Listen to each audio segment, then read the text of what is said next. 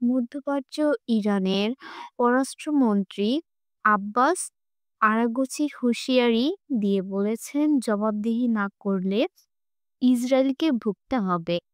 গত মাসে ইরানের কয়েকটি সামরিক ও পারমাণবিক স্থাপনার হঠাৎ হামলা করে বসে ইসরায়েল।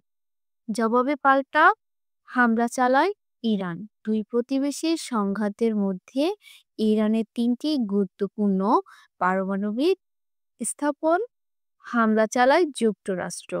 আরাগচি বলেন, ইরানের শান্তিপূর্ণ পারমাণবিক স্থাপনগুলো লক্ষ্য করে যুক্তরাষ্ট্রের পরে যে হামলা চালায় তাতে ইসরায়েলের ইরানের বিরুদ্ধে আগ্রাসী যুদ্ধে মার্কিন সরকার সম্পূর্ণ জড়িত থাকার বিষয়ে কোনো সন্দেহ থাকে না।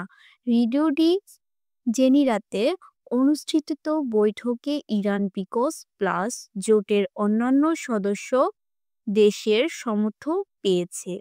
বৈঠকে বিকজ প্লাস জোট ইরানের ইসরায়েল ও যুক্তরাষ্ট্রের সাম্প্রতিক বিমান হামলার নিন্দা জানিয়েছে।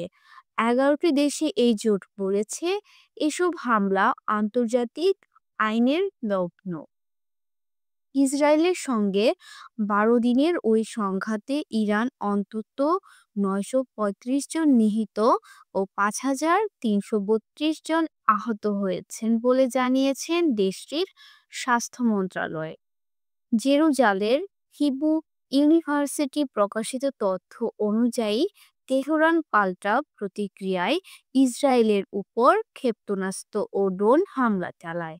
এতে অন্তত ২৯ জন নিহত ও ৩,৪০০ জনের বেশি মানুষ আহত হন। যুক্তরাষ্ট্রের উদ্বেগ থেকে দুই দেশ এখন একটি যুদ্ধবিরতিতে রয়েছেন।